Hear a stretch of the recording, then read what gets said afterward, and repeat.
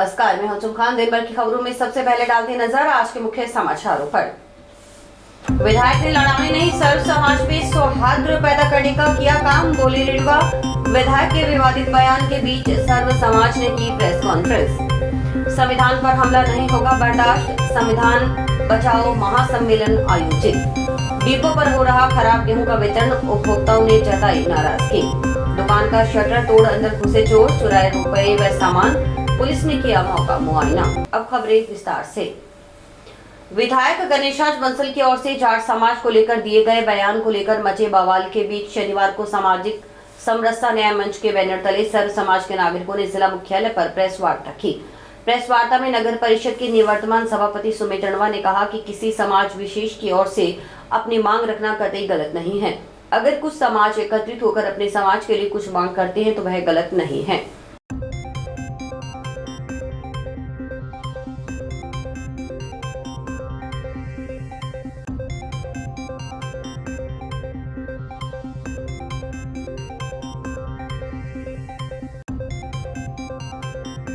मैं कहना चाहूँगा कि किसी समाज विशेष के द्वारा अपनी मांग रखना कतई गलत नहीं है। हर समाज, चाहे वो सिख समाज है, चाहे वो मुस्लिम समाज है, चाहे वो मूल ओबीसी के लोग हैं, कोई भी लोग हैं, वो एकत्रित होकर अपने समाज के लिए कुछ मांगें तो वो गलत नहीं है।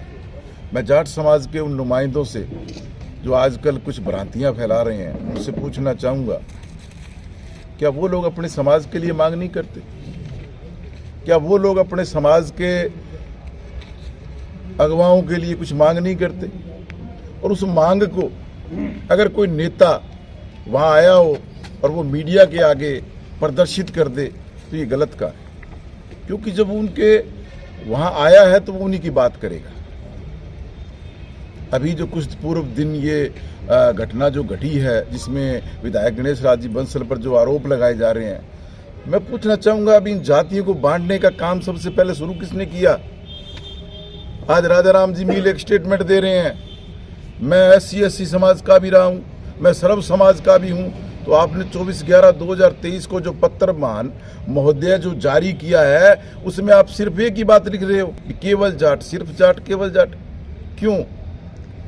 आप जब सारे समाज को लेकर साथ चलना चाह रहे हो तो आपके मुंह से, आपके हाथ से ये पत्र लिखना, मैं मानता हूं कि जाट समुदाय के लिए शोभा नहीं देता। कोई इनके आंदोलन से क्या फर्क पड़ना है? अभी इन्होंने जो पीछे ज्ञापन दिया उस दिन कितने आदमी थे? 100 आदमी। कोई जाट समाज इनके साथ जाने को तैयार नहीं है। ऐसा बिना मतलब ये अनर्गल आलाप कर रहे हैं। वो लोग अपना काम करते हैं। हर समाज को अपनी मांग रखने की स्वतंत्रता है। हर समाज अपना समाज को चलाने की जो सीख रखता है, वो हर समाज अपने अपने समाज को आगे लाने के लिए कोशिश करेगा। तो वो मूल ओबीसी ने अगर कोई बात रखी तो मैं मानता हूँ कि गलत नहीं है। उनका ये कहना है, हमारी पीड़ा ये है कि आज़ादी के 78 वर्ष बाद मूल ओबीसी का, यानी कि ओबीसी का वही हाल रहा जो आजकल मूल ओबीसी के नाम से जानी जाती है। अब ये कहेंगे मूल ओबीसी क्यों?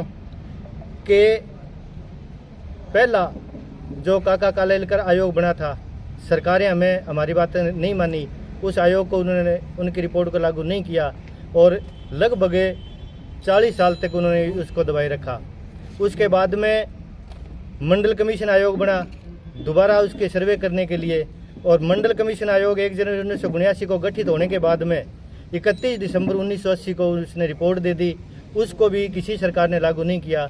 लेकिन अंततः 1990 में जब प्रधानमंत्री VP सिंह जी थे, उन्होंने उसकी सिफारिश को लागू किया। लागू जब किया गया तब कुछ अगड़ी जातियां, जो ये मान सकते हैं सक्षम जातियां थी, उन्होंने उस वक्त भी बड़ा इसका विरोध किया था। और विरोध करते करते एक योजना में जो OBC थी उसको हक दिला पाए, और एक योजना पंचायती राज में केवल उनके पदाधिकारी चुने गए और उनकी भागीदारी रही। उसके बाद में 1999 में कुछ अगड़ी जातियों ने अपना राजनीतिक प्रभाव दिखा करके और अपनी क्षमता के आधार पर, जबकि संवैधानिक नहीं मानते उसको, गैर संवैधानिक तरीके से उसमें शामिल कर ली गई उस वक्त की सरकार ने।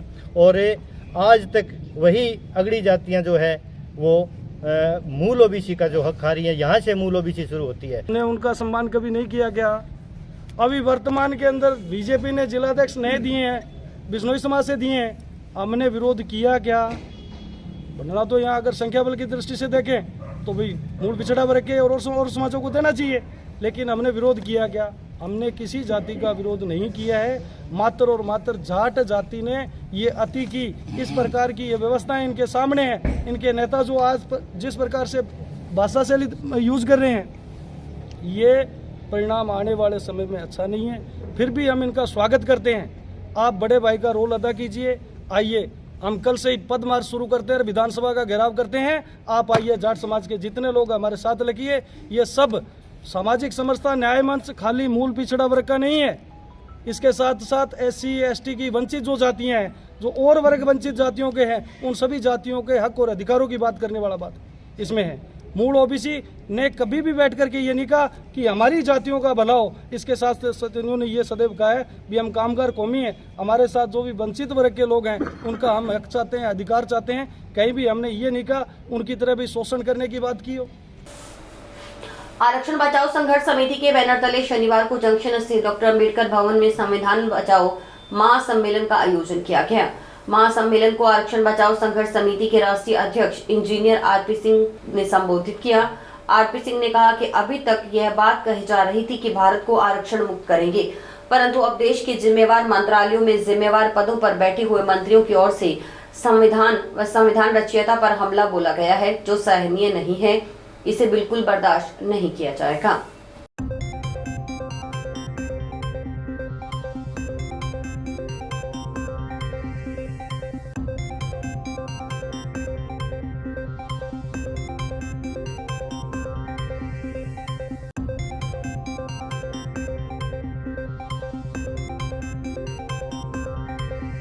आज हनुमानगढ़ में आरक्षण बचाओ संघर्ष समिति के बैनर तले संविधान बचाओ आरक्षण बचाओ उद्देश्य से लेकर के हमारे राष्ट्रीय अध्यक्ष लखनऊ से इंजीनियर RP सिंह जी पधारे हुए हैं। आज उनका हनुमानगढ़ में कार्यक्रम है, कल उनका गंगानगर में कार्यक्रम है, अगला कार्यक्रम परसों उनका सवाई माधोपुर में। आप समूचे भारत में यात्रा करके और दलित समाज के लोगों को, आरक्षित वर्ग के लोगों को जगाने का प्रयास कर रहे हैं कि वर्तमान जो सरकार है वो आरक्षण के ऊपर टेढ़ी नज़र रखे हुए है।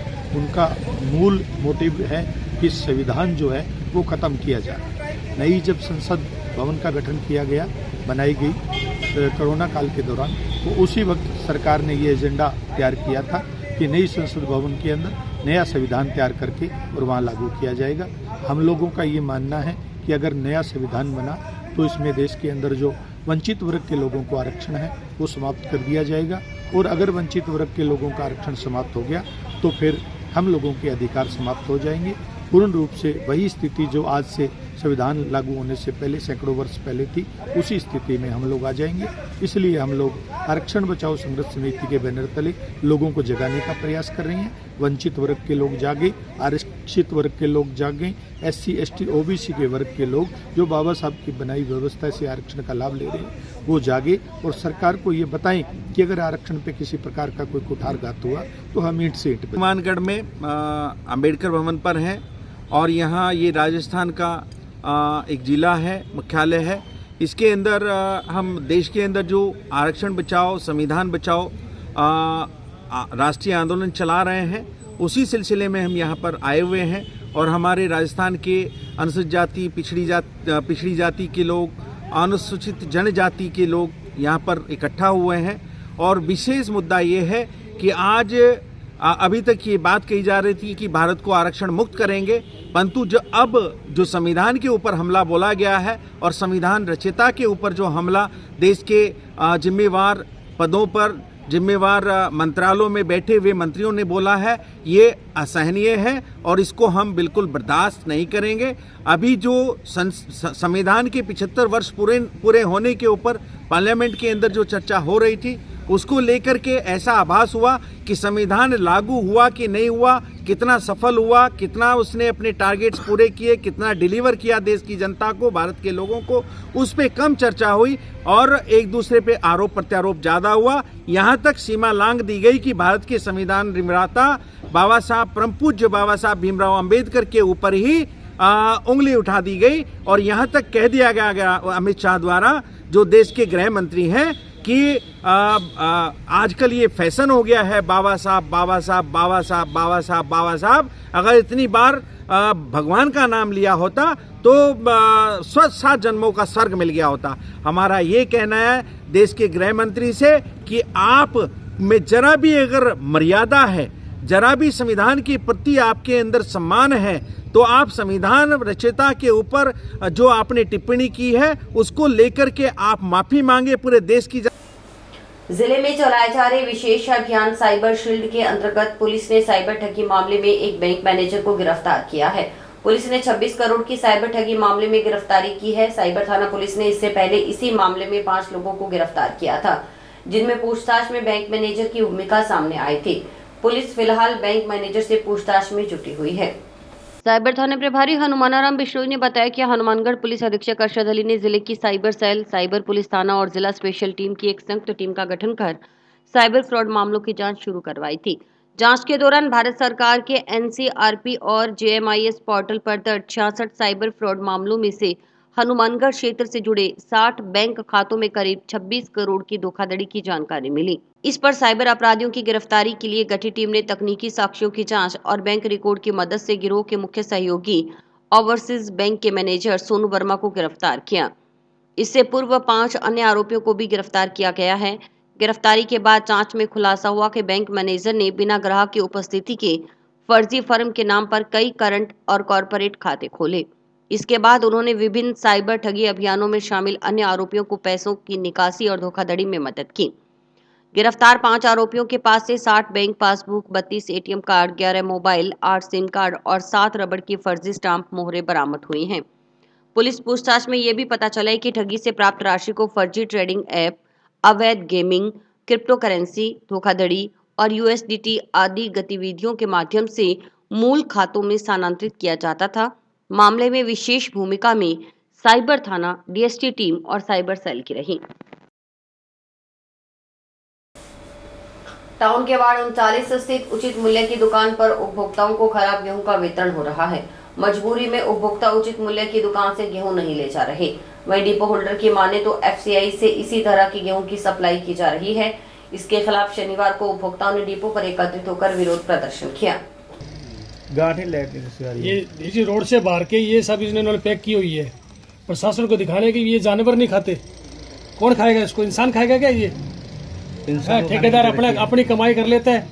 उपभोक्ता मोहम्मद ने बताया कि वार्ड 39 स्थित उचित मूल्य की दुकान पर खराब गेहूं वितरित की जा रही है। ऐसी गेहूं बांटी जा रही है जो पशु भी न खाएं। बांटी जा रही गेहूं में मिट्टी और कचरा निकल रहा है। इसके अलावा उचित मूल्य दुकान पर उपलब्ध प्रत्येक कट्टे में निर्धारित मात्रा से करीब 3 किलोग्राम कम गेहूं है। इस कारण उन्हें भी निर्धारित मात्रा से कम गेहूं का वितरण किया जा रहा है। जब इस बारे में उचित मूल्य दुकानदार से बात की जाती है तो वे कहते हैं कि इसी तरह की गेहूं की पीछे से सप्लाई हो रही है। उपभोक्ताओं ने कहा कि खराब गेहूं वितरण कर जनता के स्वास्थ्य के साथ खिलवाड़ किया जा रहा है। वे इस तरह की गेहूं को घर ले जाकर क्या करेंगे? वे मजबूरी में खराब गेहूं उचित मूल्य दुकान से नहीं लेकर जा रहे। उन्होंने मांग की कि प्रशासन इस तरफ ध्यान दे और साफ गेहूं वितरण के लिए उचित मूल्य दुकानदारों को पाबंद किया जाए। ये कहना चाहता हूँ, ये जनता से खिलवाड़ किया जा रहा है। पशु भी जो नहीं खाते वो कणक दी जा रही है हमें। हम गरीब जनता को ये बहुत बेकार कणक दी जा रही है। तो इसके लिए प्रशासन इसको गौर करे और इसकी बढ़िया कणक भिजवाए। डिपो वाले ये कहते हैं कि हम क्या करें? हमारी ये कणक पीछे से आ रही है, हम तो जो आ रही है वो देंगे। अब हम कहाँ जाए? ये गरीब जनता कहाँ जाए? वार्ड नंबर 39 में ये कणक आ रही है, बिल्कुल खराब आ रही है। ऐसे पशु भी नहीं खाते। ठीक है, ये इसकी जो गंदगी आ रही है कौन खाएगा? प्रशासन से जाके ठेकेदार अपने पैसे पर ले लेते हैं, गरीब आदमी को ऐसी कणकें दे रहे हैं। हम कणक लेने गए थे तो इसमें गंदगी आ रही है और डिपो वाले बोले हम भी क्या ये कि ऐसी कणक आ रही है, हम क्या करें? पीछे से आ रही है और कणक कम भी आ रही है इसमें कट्टों में। कणक नहीं ले आया और मुझे कहना ऐसी दिखाई दे रही है, ऐसे कहना कौन लेके जाएगा। मैंने मना कर दिया डिपो वाले, भाई ऐसे कहना नहीं लेके जाऊंगा। डिपो वाला कहता है कि भाई ऐसे कहना बाहर से ही है, मैं क्या कर सकता हूँ। तो मैंने उसे मना कर दिया, भी ऐसे कहना हम नहीं लेके जाएंगे, घर पे हमारी ऐसे कहना वापस आ जाएगी। दूसरी बात ये कि ऐसी कहना कोई नहीं खाएगा, जो कि हमारे इंसानों के लिए दी जा रही है, ये तो पशु भी नहीं खा रहे हैं, तो ऐसे करने ले जा करेंगे क्या। फिर मैंने मना कर दी, मैं नहीं खाता।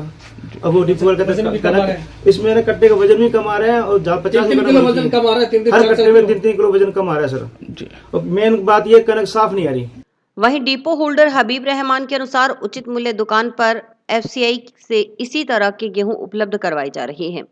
प्रत्येक कट्टे में गेहूं की मात्रा भी निर्धारित से कम है। ठेकेदार से बात की जाती है तो सुनवाई नहीं होती। उपभोक्ताओं की नाराजगी का उसे सामना करना पड़ता है। डिपो होल्डर ने कहा कि वह भी ठेकेदार से परेशान है और ये कारण पीछे से आ रही है FCI में, वहाँ से कणक आती है, नीचे से बाहर के और डाल देते हैं, और मुंह से टांका लगा, हाथ से टांका लगा देते हैं, और उसमें कणक कम, उसमें भी कणक कम है, और कणक कम तुल रही है, और वजन भी कम है। और सबको जो देखते हैं उपभोक्ता को कहाँ से पूरी करके दें हम। उस ठेकेदार को कहते हैं तो हमने तो पूरी कर दी जी, बस कट्टे के हिसाब से पूरी कर दी। कट्टे के हिसाब से कैसे पूरी होगी, मैं कैसे पूरी करूँ। अब मेरे 1 क्विंटल कणक घट रही है, हमने चलो जैसे भी कर दी, रिसीवर कर दी, चलो हमारी गलती है जो हमने रिसीवर दे दी। रिसीवर देने के बाद उसको फिर भी कहा जी नहीं है, और उसके डिपो के ऊपर मोहन शर्मा जो ठेकेदार है, उसके डिपो के ऊपर वो 2 कट्टे उतरे हैं।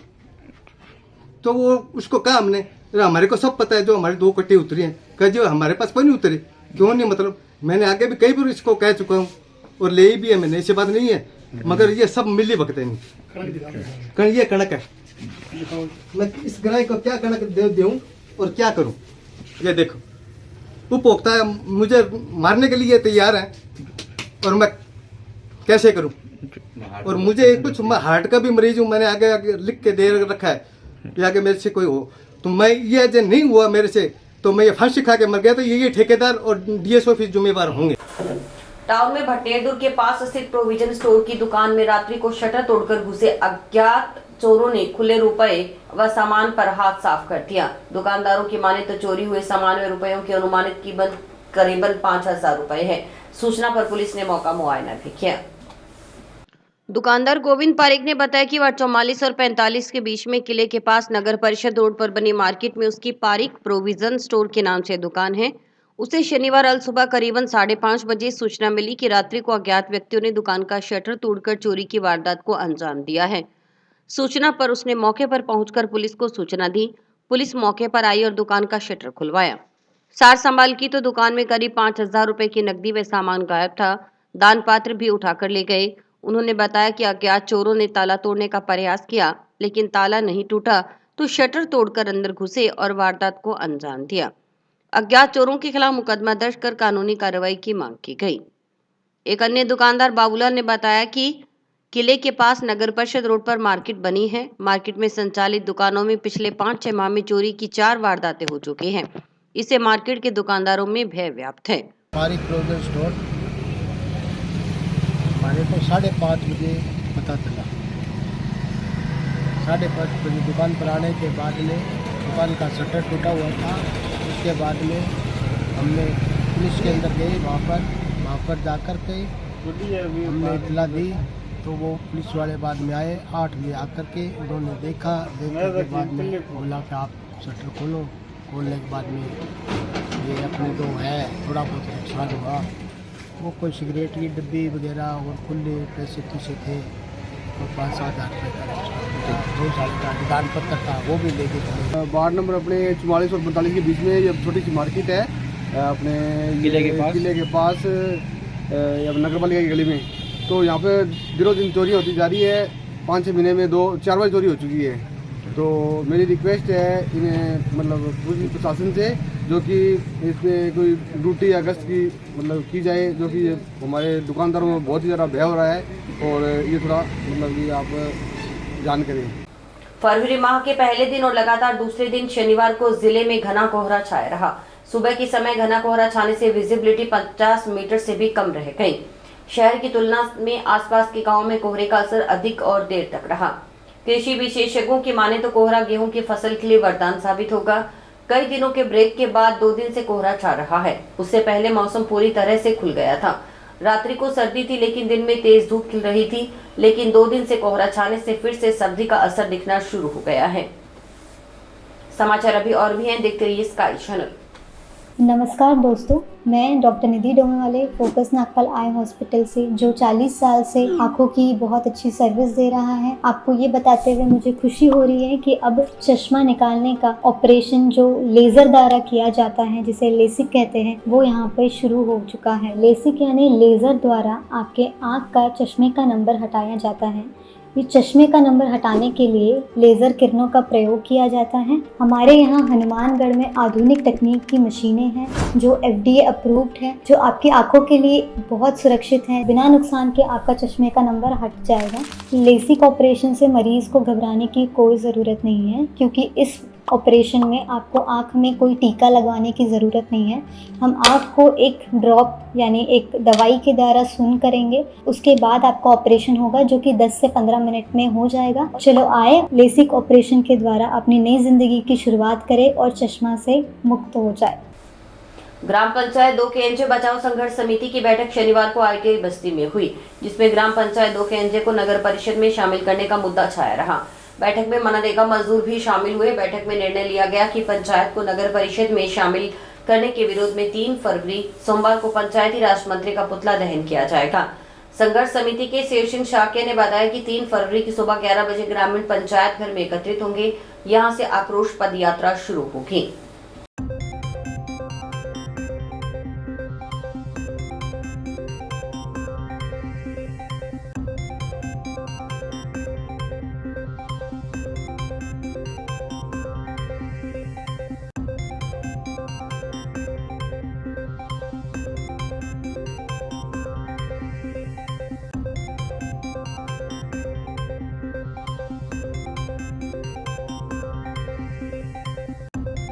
दो किंजे ग्राम पंचायत के वासियों की एक जो संघर्ष समिति 2 किंजे ग्राम पंचायत बचाओ संघर्ष समिति बनी, उनकी एक बैठक ITI बस्ती में हुई है। इस बैठक में तमाम जो लोग हमारे ग्रामवासी हैं, उन्होंने पुरजोर विरोध किया है कि किसी भी सूरत में ये जो प्रस्ताव आया है कि 2 किंजे पंचायत को नगर पालिका में ले रहे हैं, इसके खिलाफ पुरजोर लोगों का समर्थन है संघर्ष कमेटी को। और सबसे बड़ी दिक्कत है कि हमारा जो मनरेगा का जो रोजगार है, जो 80% आबादी 2 किंजे गांव की वो गरीब है, और उसमें सबसे ज़्यादा महिलाएं जो जॉब कार्ड बने हुए हैं वो मनरेगा में जाती हैं। तो सबसे बड़ा नुकसान तो ये होगा कि वो मनरेगा बंद हो जाएगी। उसके साथ साथ यहाँ बड़े पैमाने पर पट्टे नहीं बने हुए, और अभी स्वामित्व योजना के तहत पट्टे बन रहे हैं, तो वो पट्टे भी निरस्त हो जाएंगे, और जो यहाँ लोग रह रहे हैं उनको मालिकाना हक नहीं मिलेगा। नगर पालिका में जाने से वो जो तमाम जो लोग बैठे हुए हैं बिना पट्टे के, बिना उसके, तो वो उनको खाली करके पलायन करना पड़ेगा या उनको बेचकर यहाँ से निकलना पड़ेगा। तो ये जो तमाम मुद्दे हैं, मेहनत कस के गरीबों की बस्ती है, और जो शहर के नज़दीक जो एरिया जो ले रहे हैं, किसानों की जो ज़मीनें हैं, उसमें बड़ी बेशकीमती ज़मीनें, वो जो आज लंबे समय से किसान खेती कर रहे हैं, वो तमाम ज़मीनों को कॉलोनियों काट कर बेचा जाएगा। तो उसका हमारा पुरजोर विरोध है। और आज की बैठक में ये फैसला लिया गया है कि सोमवार को जो पंचायती राज के मंत्री हैं उनका पुतला दहन किया जाएगा। उसको लेकर 11 बजे 2 किंजे पंचायत घर के पास तमाम लोग इकट्ठा होंगे, और यहाँ से उनकी शव यात्रा लेकर पैदल मार्च करेंगे और जिला परिषद जाकर उनका पुतला फूकेंगे और इसका विरोध करेंगे। किसी भी सूरत में 2 किंजे ग्राम पंचायत के नागरिक उसमें नहीं जाना चाह रहे नगर परिषद में, लेकिन उनके साथ धक्का किया जा रहा है। उसके बावजूद भी लोगों की समस्याओं को नहीं सुना जा रहा। जिले में आज केंद्रीय बजट पर भाजपाइयों और कांग्रेसजनों ने अपनी अपनी प्रतिक्रिया दी। एक तरफ भाजपा के अमित साहू ने जहां बजट को आमजन के लिए बेहतर और दूरगामी परिणामों का बताया, वहीं दूसरी तरफ कांग्रेस सेवा दल के जिलाध्यक्ष अश्विनी पारिक ने कहा कि बजट में राजस्थान को कुछ खास नहीं मिला, केवल यह महज आगामी होने वाले चुनावों से जुड़ा बजट लग रहा है, जिसमें बिहार, दिल्ली, असम का विशेषकर बजट हो। युवाओं के लिए भी बजट निराशाजनक बताया गया। आज आदरणीय प्रधानमंत्री नरेंद्र भाई मोदी के नेतृत्व में NDA की सरकार का जो बजट है वो सर्वजन हिताय, सर्वस्पर्शी और सभी को साथ और सबके लाभ का बजट है। इसमें न केवल किसानों के लिए बल्कि युवाओं, महिलाओं व मध्यम वर्ग के लिए सब कुछ है। जो इनको चाहिए। साथ ही साथ जो 2047 के विकसित भारत का जो सपना है, निश्चित रूप से ये बजट उसकी नींव है। 12 लाख तक मध्यम वर्ग के जो लोगों के लिए इनकम टैक्स फ्री और इनकम टैक्स के स्लैब में जो चेंजेस किए हैं, निश्चित तौर पे ये आम व्यक्ति के लिए फायदेमंद है। साथ ही साथ किसानों के लिए जो केसीसी है वो 3 लाख से 5 लाख उसकी सीमा करना निश्चित रूप से किसानों के फायदे के लिए है। युवाओं के लिए स्टार्टअप प्लान, MSME, ऐसी अनेक योजनाएं जो इस बजट में जिनको स्पर्श किया गया है, निश्चित तौर पे पूरे भारतवर्ष के लिए हर व्यक्ति, हर वर्ग को इस बजट ने छुआ है। साथ ही साथ मैं मानगढ़ वासियों को भी बहुत बधाई दूंगा कि आज जो हमारी बहुत एक पुरानी मांग थी, आदरणीय अटल बिहारी वाजपेयी जी ने भी डॉक्टर राम प्रताप जी के चुनाव में आके इसको ये घोषणा की थी, उस घोषणा के अंतर्गत हनुमानगढ़ से रतनगढ़ हमें रेलवे ट्रैक मिलेगा। निश्चित तौर से जयपुर तक आवागमन में बड़ी सुगमता होगी। साथ ही साथ जो धर्म प्रेमी जो मेरे साथी हैं, जो सालासर खाटू श्याम जी जाते हैं, उनके लिए भी बहुत सुखद और शानदार कार्य केंद्र सरकार के द्वारा किया गया। इस मौके पे मैं आदरणीय प्रधानमंत्री जी को, रेल मंत्री जी को और निर्मला सीतारमण जी जो हमारी वित्त मंत्री हैं, उनको साधुवाद देता हूँ, बधाई देता हूँ। साथ ही साथ डॉक्टर राम प्रताप जी, ध्यालचंद जी, इनके जो प्रयास थे इस रेलवे लाइन के लिए, इनका भी मैं आभारी हूँ। केंद्र सरकार द्वारा पेश किया गया बजट में युवाओं के लिए निराशजनक रहा। इस बजट में ना तो कोई रोजगार के अवसर प्रदान किए गए, न ही कोई रोजगार के लिए नई भर्तियों की घोषणा की गई, जिससे युवाओं में असंतोष व्याप्त है। इसलिए एक प्रकार से यह बजट युवाओं के लिए निराशजनक रहा। सरकार का जो बजट है वो केंद्र सरकार ने जो पुरानी शर्ट है उसके ऊपर ये नई सैंडो बनियान पहनाने का जो कार्य है वो इस बजट के माध्यम से किया है। और आज मेरा इस शर्ट के ऊपर बनियान पहनने का भी यही मकसद था कि राजस्थान की जनता को ये पता लग सके कि किस तरीके से केंद्र सरकार ने उनके हितों को छला है।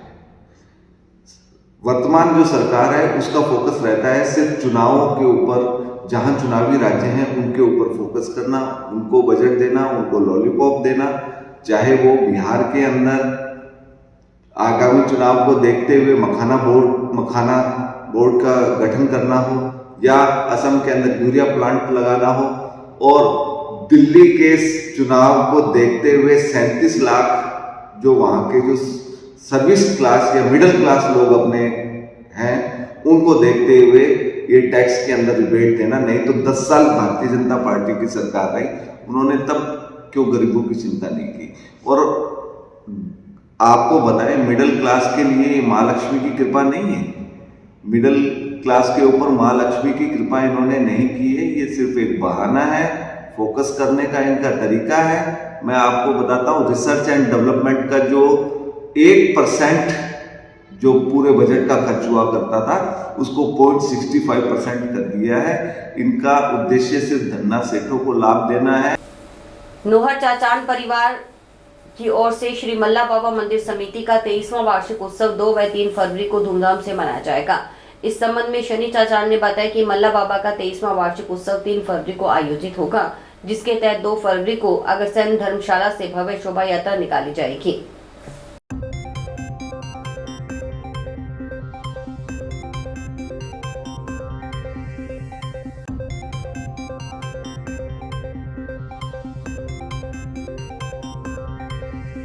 मल्ला बाबा मंदिर में फूलों की सजावट जारी है।